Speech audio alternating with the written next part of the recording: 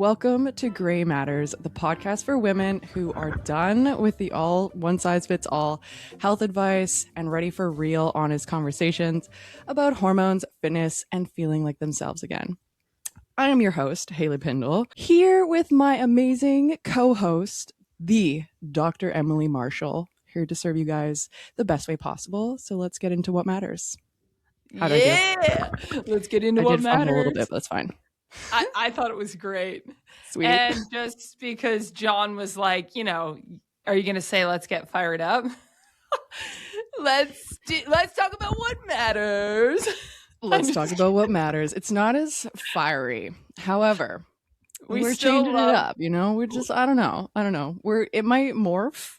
This was just what the AI bot told me. It actually had a really bad one at first. It was like, hormones matter, health matters, and you matter. And I'm like, please don't be so freaking cheesy. Yeah. I actually thought it was really good. You did a great job. Sweet. This is the transition episode. Yeah. Well, last week's episode, clearly we have a few glitches to work out with our postings, but we're working out the glitches. It's good. Yeah, that was my bad. I'm not a techie, so don't claim to be. So please stay with us. Once we get it figured out, it's figured out though. So yeah, it'll be good. Anyways, I was ambushed by Emily this morning. She just walked on to our little podcast thing with a puppy. So please update us because I am so excited. Yes, we got a puppy. It was an impulse decision. No, that's not true, actually. A 15-year impulse decision. Let me just add that. 15 years, yeah. Basically, myself and mostly our son Wesley have been asking John for years. He's probably asked 1,000 times. And he finally said yes. And we were like, what? Seriously? We can get one? And so that was on the weekend. I was doing all my searching and coordinating and figuring it out. And then we pulled the trigger and I drove and picked up the puppy yesterday. It was a long drive day. So to drive 4.5 hours there and 4.5 hours back. But did you have an idea of like what kind of dog you wanted, or was it just whatever? Well, I had to narrow my search based on if it's a high shedding dog or one that can get like a lot of dander. I get very like sinusy and like or sneeze. Like no, I'll start sneezing. So I knew I wanted one, even though you then have to keep up with the grooming. It's better to me to be having to do grooming regularly than dealing with the shedding and more dander. Because then so that narrowed it down to the ones that are exactly a doodle. I didn't want a straight poodle, and I was looking through all the different types of doodles and came across this Bernedoodle, and I was just like, you are heart melting. Well, and I was really wanting a chill dog, and the Bernese mountain dogs are chill, right? The poodles are quite intelligent and more energetic, but when you mix them together, you get a pretty cool blend. It is a miniature, so it's not. Yeah, so it's only going to grow to about 30 pounds. Oh, I didn't know that. Because like sometimes, so fun fact, my parents have a Bernese and then poodle cross, so a Bernedoodle. She's full standard. But she definitely got more poodle in the personality. And so she's a little bit energetic and like prances around and stuff. It's cute, but like you don't always get what you want. Yeah, it's kind of you see what happens. Yeah, we did have a golden doodle, best dog I've ever had in my life. So chill. He would like ride on the inner tubes, like you know how you have behind the boat. He was riding with us, just super chill. Not like we used to like cut him, like not cut him, but like cut his hair in the backyard, and he would just lay there and just it was a mess. But he was just so chill. But yeah, I love those dogs. That's awesome.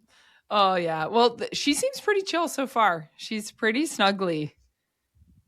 So that's good. I was hoping for a little snuggly puppy. So, oh my gosh, I'm so excited. I can't get over it. I know, that was the best surprise. I was like, I'm not telling you. I'm just gonna show up online. That's actually crazy. I thought you were dog sitting when you first. I was like, no way. There's no way you have 4 kids and a dog now. Like, there's no way. Oh, stop. You're an inspiration to me, honestly. But yeah. Since you're the host of the podcast now, I've got, that extra time. It wasn't that much extra time though.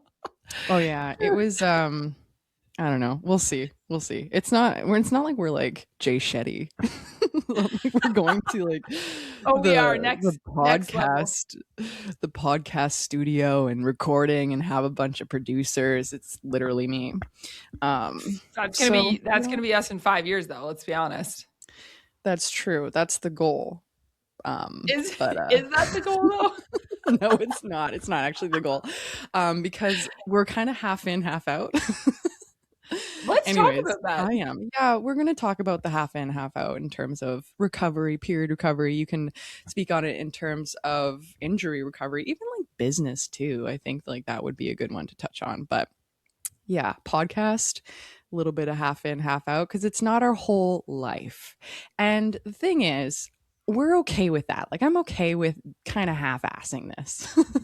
You know what I mean?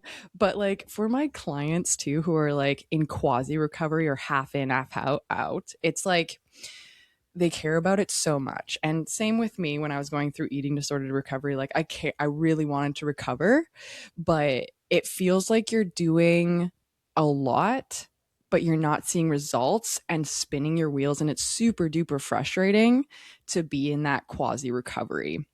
And what I mean by quasi recovery or like half in, half out is like you've taken some steps. So for myself, I was eating a little bit more to get my period back. I was eating a little bit more to like heal my relationship with food. I was only really eating safe food still. Like I wasn't venturing into anything I was scared of. I took a great initiative in the gym and I swapped my high intensity for arguably just as equally intense incline walk. And that was my change in the gym. And lo and behold, I didn't see anything. I didn't see any progress, no progress with my period recovery, no progress really with eating disorder recovery. And then you're just kind of left in this weird in between. And it's super frustrating. So that's what I mean by kind of quasi recovery or half in, half out of you make some changes, but you deep down kind of know that you're not going as deep as you need to be. I don't know if you've experienced that in any kind of recovery that you were coming from. You can speak to that though. Yes, I feel. Oh, I just kicked my desk. Hey guys, our YouTube, our YouTube channel. Boing. Whoa! Don't worry, not an earthquake. The half in, half out. That is a thing for sure. I feel like it's because old habits die hard, Yep. and they're. What I was thinking as you were saying that is the mental aspect. I think what happens is mentally you're saying, hey, I need to do this fully. I need to go all in and make the changes that are needed to recover well and make that progress and actually have it attached to a goal and be able to work towards it and know that oftentimes our minds can have when they're just left for with a free for all, they can have an unrealistic time frame. So if Mm-hmm. it's knowledge is power, if you haven't looked into it and you're like, okay, I'm going to recover, I'm going to get my period back, right? It's going to take me 2 weeks. If you just arbitrarily decide an expectation in your mind, it may take me 2 weeks. I'm just going to eat a little bit more. I'm not going to change my workouts very much, right? It's like dipping your toe in the water, like you're saying. And the same thing happens when you're recovering after an injury. You're like, well, I don't really need, but I really love the heavy lifting. I've done this where I'm like, no, it's fine. I'll just do rack pulls. Okay. But if I'm loading the rack pull instead of a deadlift and I'm loading it with just as much weight, I haven't given myself, sure, I've modified it slightly, but I haven't actually given my time the proper time for recovery. So I feel like it's what happens is exactly what you said. You get those half results or sometimes not even any results, and you think mentally that you've made bigger changes than you have in reality. And there's that mismatch between your expectation and then how it's playing out in reality, and your expectation is usually attached to a shorter timeline than it needs to be. Yeah. And Yeah. another thing that I thought of when you were talking to is like when I was like half in kind of quasi recovery. That can happen for a really long period of time. And when you have this arbitrary timeline of, oh, I expect myself to, or maybe I give myself like 3 months to get my period back, and I'm only making these very small changes. Once that 3 months is up, then you kind of start being like, well, maybe I am broken. Maybe I need to go to the doctor. Maybe HRT and birth control is actually the right play for me because I'm never ever going to get there. So like the Right. longer you stay in this half in and like quasi recovery, the more doubt that you will build in yourself, which isn't super great. Which is why, again, like having some hand holding along the way, because we don't really know ourselves from the outside, like just from my personal experience too of like going through period recovery and my eating disorder. I thought I was normal, and it's because I was living that normal life for a very long time, and you also get very defensive in like your normal, because that's that kind of identity piece too. Of like, I'm the fit girl and I don't want to let go of that identity, and I don't really want to like completely change and overhaul my life. And sometimes the expectation of what you have to give up is um, not not really realistic either, because a lot of ladies are like, I'm so scared of gaining weight, I'm gonna hate my body. And so you don't know that though until you actually go through it. And I promise, like 100% of my clients have that exact same fear going into it. And then coming out of it, they're like, I have gained so much more, then it's so easy to get over this extra adipose tissue that I now have because my body is safe. I'm cycling regularly. And like the cost that you have to pay is really, really worth it. You know what I mean? So I think that we can catastrophize too, of like expecting what is coming and thinking that we can't handle it, but you don't really know that you can't handle it when you're in it. And the moment you get in it, you're like, okay, I don't actually like absolutely loathe my body. I have some good signs, like you're seeing some progress, and progress is really motivating. And so, like, again, when you're in that quasi recovery and not seeing any progress, but you think you're doing stuff, it's even more defeating than if you were to actually like jump in. Okay, I'm going to let go of some control, not necessarily losing all autonomy to your body, of course, but just kind of letting go of your timeline and controlling it, or trying to influence it very heavily. Because again, that's where the frustration comes in. But it's kind of what I thought of when you were speaking. What was the timeline for you? What did that look like when you had that shift? Oh my gosh. So I the whole span of like my eating disorder was like probably almost a decade. I think it started at Wow. like 15 and like completely over like early to mid 20s. I'd say like 23ish. So what is that, 7 years or something? Yeah. And I didn't have a period for 4 of them. I wanted to get my period back, but very, very resistant. I'd say like the first, I didn't have a period for 3 years. And at that 3 year mark, I didn't change anything. I was like, whatever, I don't really care.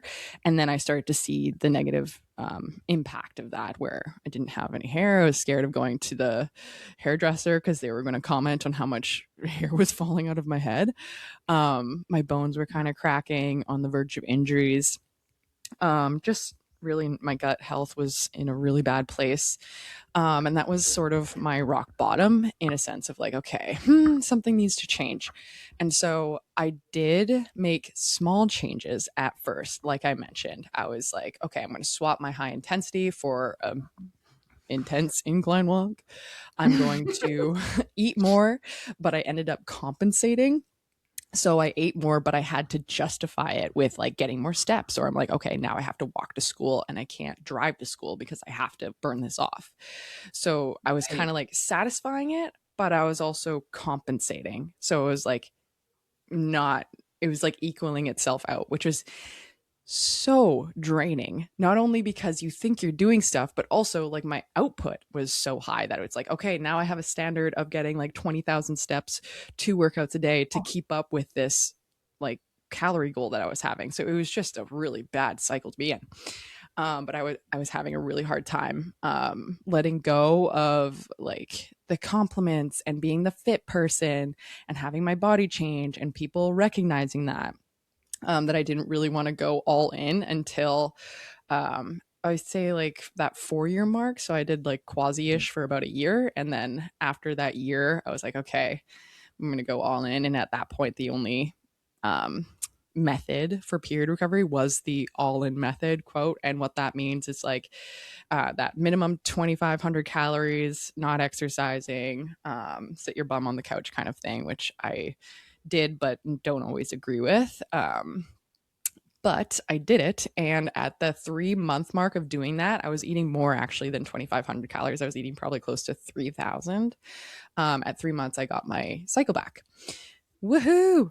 That's awesome. Story doesn't end there though, because I had developed more binge patterns.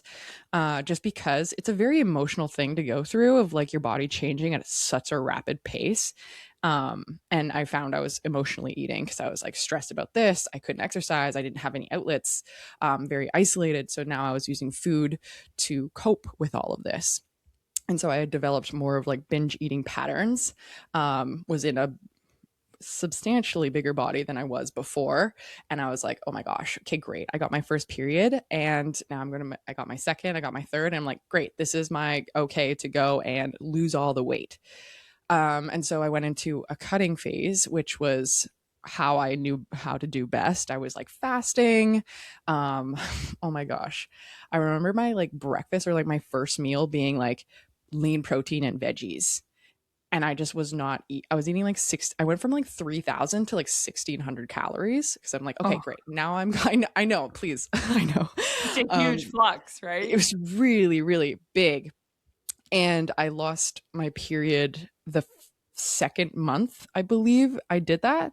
I had not lost much weight at all, maybe like 2 pounds, but my period is missing. I'm like, oh my gosh, what the heck is going on? I'm still at the same weight. Why is my period going away?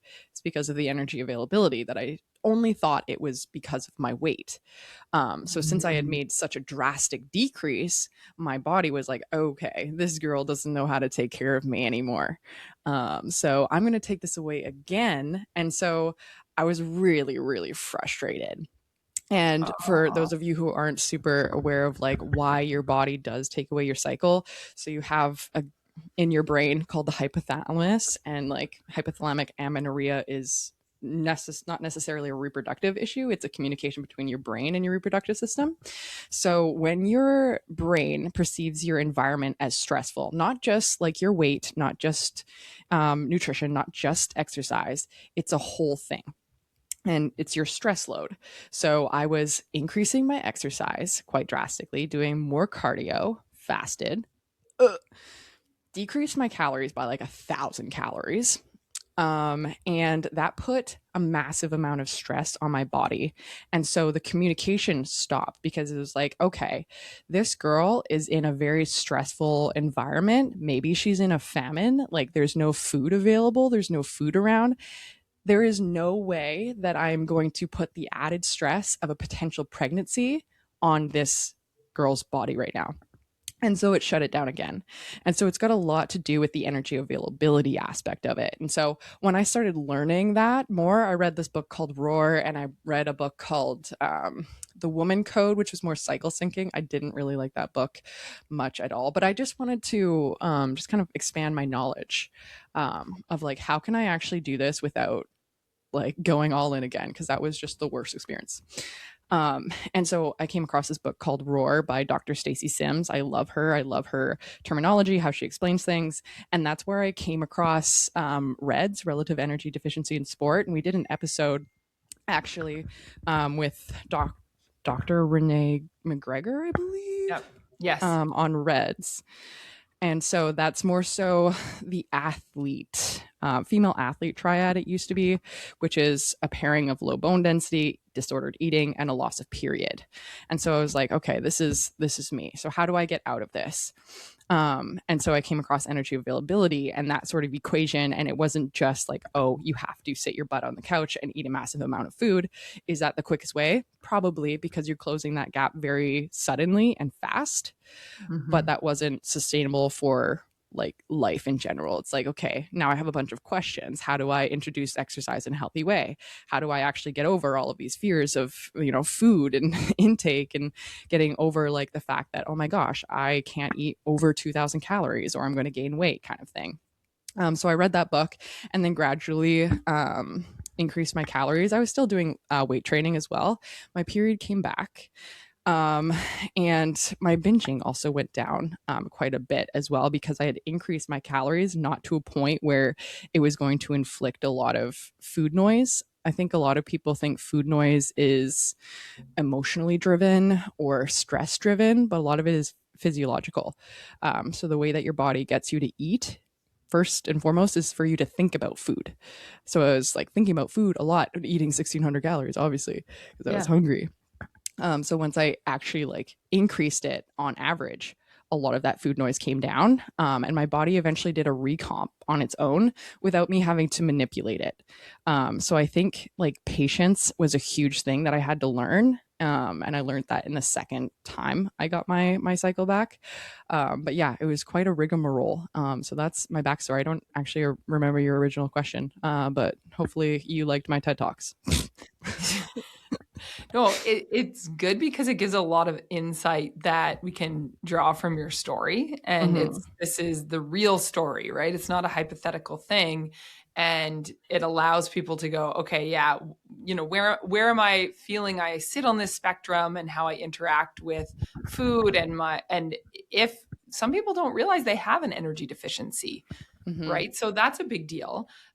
Question from within what you said is, once you did introduce or you had weight training involved, how much were you doing at that point when you were still in recovery?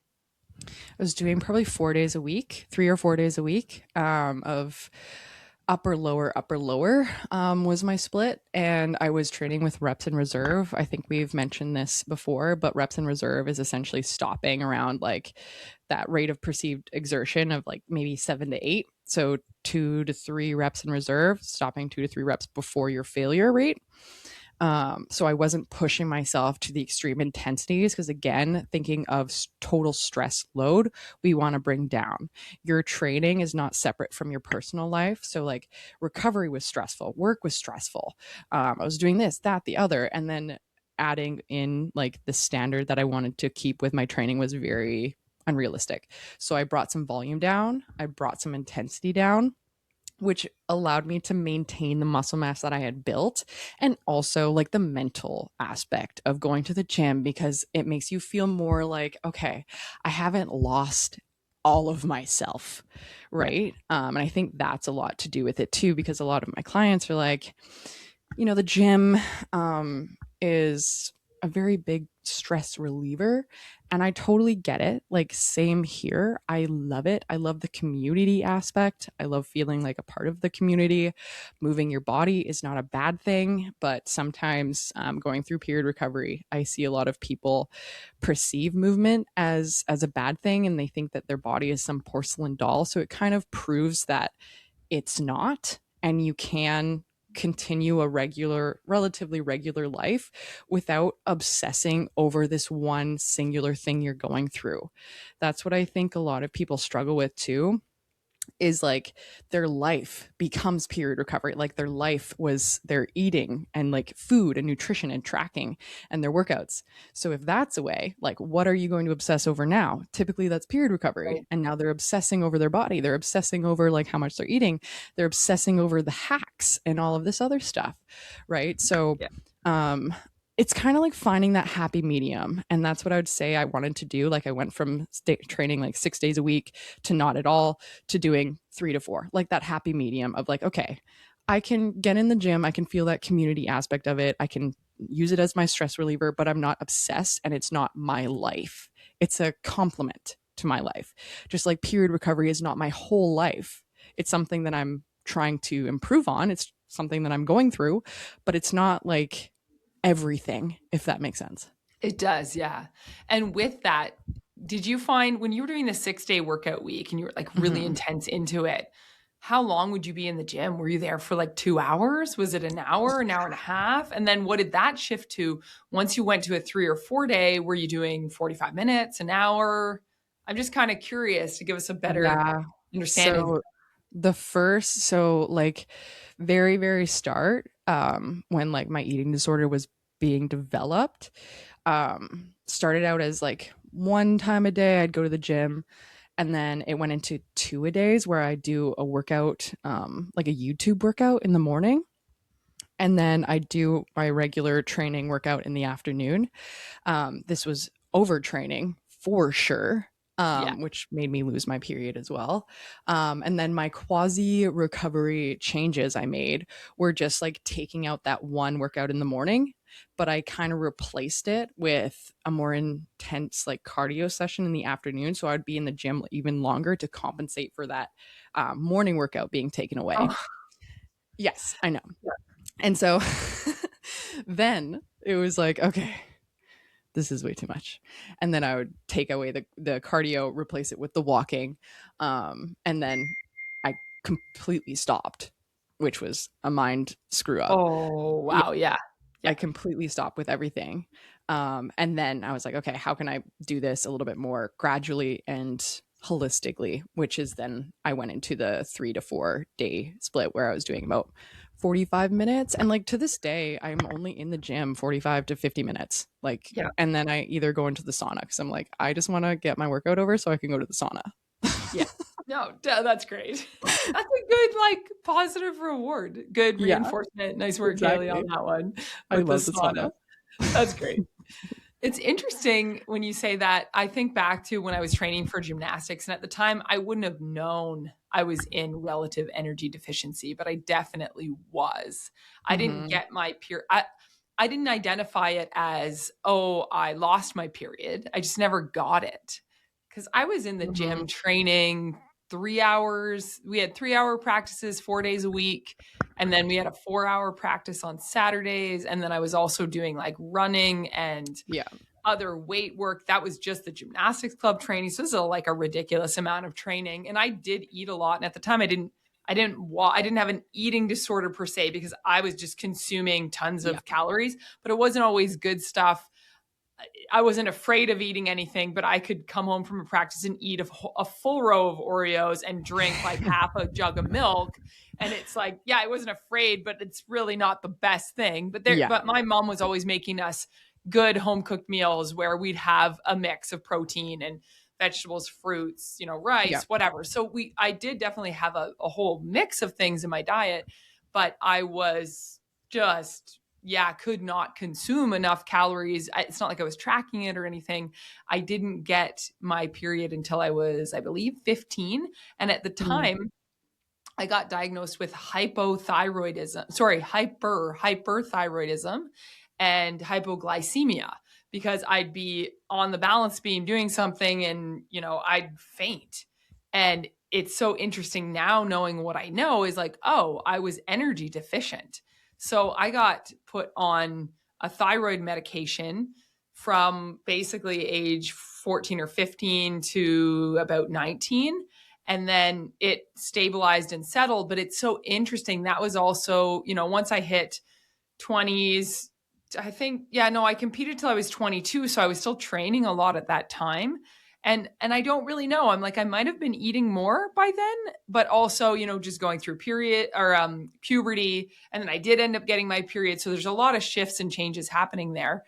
But it's interesting because now I'm like, oh, yeah, I was definitely energy deficient. So I think it's a good thing to learn earlier because it might not be that you had your period and lost it.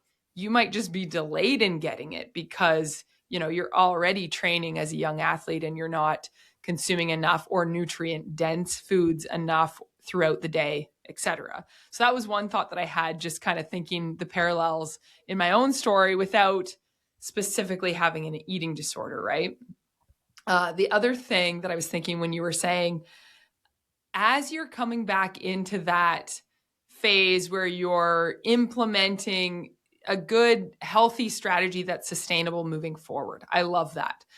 You also talked a lot about obsessing over things. And when you can shed this obsession over it, that is huge. That's a really, really good step where you know, not that you've arrived, but you know you've turned a corner in a sense. Mhm. I had this with more injury recovery where I was training, more recently within the last few years here. I've had periods of time where I'd be doing 5 day a week in the gym workouts, weight training. I'd add in some cardio here and there, but I'd be in the gym for about an hour and a half, 5 days a week, plus walks, plus keeping up with kids. So I'd be expending a lot and doing and lifting quite heavy, doing powerlifting, right? So it's interesting after injuring myself and then trying to recover, I was doing the quasi recovery, like you mentioned, where I'm like, oh yeah, I'm feeling a bit better. I'll build back up. And I'd go Mhm. back up to full weight. And then I'm like, oh no, I've set myself back. And then I build back up and set myself back. And finally it was like, no, we need to do this differently. So I scaled way back. I was still going to the gym, like you said, shorter workouts. Even if I was at the gym the same amount of time, I would spend more time at the end doing stretching and mobility work, which was really, really good. And more of the deep neck flexor exercises and, scapular retractions rather than full pull ups. And that made a huge difference. Now I'm doing 3 days a week weight training. I'm only in the gym for about, like you, about 50, well, probably an hour with my warm up and cool down. And then on my other 2 days, I'm doing the zone 2 cardio where I'm not pushing crazy hard, but I get a little bit of a sweat going. I'm breathing not super heavy, but more so than if I were just walking. And it feels really, really good Mhm. compared to the very high intensity, very high weight that I was doing, which was fun because you've got the numbers game and you're like, yeah, look how much I can lift, right? So psychologically it's exciting, but for where I'm at in my life, it was too much for the Yeah, injury recovery period, especially. absolutely. And like just to your point, we kind of get addicted to that reward, I Yeah. think. And like same thing for like going through my eating disorder, like you get so many compliments about your body and oh my gosh, you're so disciplined, and that's I think why it's harder to let go of the obsession is because of the reinforcement. And same thing for like injury recovery, right? Like you get this euphoric, oh my gosh, yeah, I pushed myself, I got to a goal, and now I need to push harder. And it's like that indefinite like carrot in front of your face of like you get it and now on to the next goal. And I say this to my clients all the time because it's the same thing with period recovery. It's the same thing with a fat loss phase. Like you're going to get there and you're just going to move on to the next goal. Like same thing when I was getting my period back because I hadn't had it for 4 years. And I'm like, if I get my period back, life will be the most amazing thing ever. And I got it back in 3 months. And I was like, ooh, you know what? I hate my body. I got to lose this weight.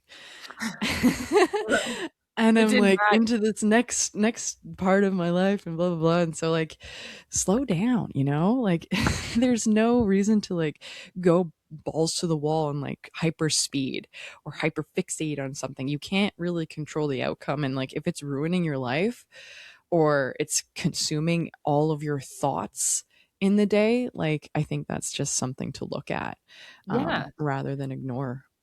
And if the opposite side of your point in a sense is if you're Mm-hmm. thinking to yourself, well, I'm a super competitive person. I'm a Mm-hmm. competitive athlete, or I was a competitive athlete. So now I have that competitive Mm-hmm. mindset. Competition, we're not saying it's a bad thing. So there are going to be times where you're like, oh, yeah, but I'm driven. I want to win the sport. I want to win the tournament. I want to win the race. Okay, that's fine. But it's not like you're just winning, winning, winning all the time. You're training at, very intense all the time. If you look at athletes, they have a season, they have an on season, they have an off season, they have how they train during leading up to the finals, the big championship, right? There's going to be a taper off in training. You're going to have the big tournament, then you're going to have a recovery period, then you're going to have your off season training. So it's one thing if you're an athlete and you're like, I want to win, okay, fine. But then that's going to be, there's intelligent ways to structure that. And we're just living our everyday lives, and we're not training. If we're not training for specific games or tournaments or competitions, then we need to stop and look and go, hey, we still need to do the same thing. We still need to have a cycle to our training that isn't, like you said, balls to walls all the time. It doesn't work. It doesn't work for competitive athletes either. So I think both sides of the coin is, hey, you could just chill out and just enjoy this for the sake of enjoying it. And it doesn't have to be at a crazy fast pace. On the flip side, if you're like, yeah, but I signed up for this race, then fine, you can train specifically for that. But there's a timeline, and then there's recovery that you need to do after it. So I think that is the key, is doing that and not violating that. That is a natural principle that your body needs physiologically. You brought that up. It's not, yes, we love to talk about the psychology of it too, but physiologically, your body needs periods of rest and recovery cycled in regularly with any type of training. And then, of course, it just needs enough energy. And that's where you go into, well, are you running it in an energy deficiency? And that's when all the wheels fall off, like you shared with your story. Mm-hmm. Exactly. Yeah. Same thing with like business too. Like you can't just burn yourself out and expect yourself to perform at the same level that you did after a resting period. Like rest is part of the programming. It's not like, yeah. Oh my gosh, it's not optional. I earned it because I worked hard enough. Like, no, it's part of the programming. Like you got to do it. I think people treat it like it's optional though. Yeah. I think they're like, oh yeah, I'll rest if I have time, or I'm kind of rushed today, so I'm just going to skip the rest between my sets. And you're like, yes. No, that's not a thing. That is how you end up like injured and burned out. It's like, it's not optional. You have to do it. Yeah, exactly. But, like if anything, I would take off like last 1 or 2 exercises of your workout and keep the rest time and just lower the amount of volume that you're doing rather than sacrificing the warm up or cool down or the rest time. So just kind of make your workout shorter. Like don't like go in hyper speed or like make it into F45 class. Exactly. You know what's so interesting about this topic is there's so much layered in proving yourself. And when you brought up the compliments, I had this, well, it was probably about a month ago. Yeah, it was about a month ago. And it was when my mom came to visit, and I was leading up to her coming that week. I was kind of getting into this mode of, oh, I need to have everything set in the house, and I need to have a plan, and I need to have stuff for us to do, and I need to make sure. I was getting hyper about her coming. And I ended up going, John and I had decided we were going over to the church. We did the sacrament of reconciliation. And then I kneeled in the church and just had some time to pray alone. And it was quiet.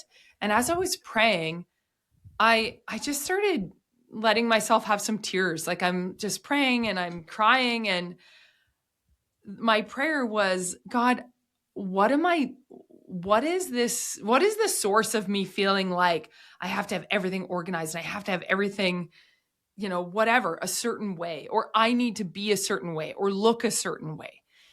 And it was so clear in the silence. It was just this clear as day.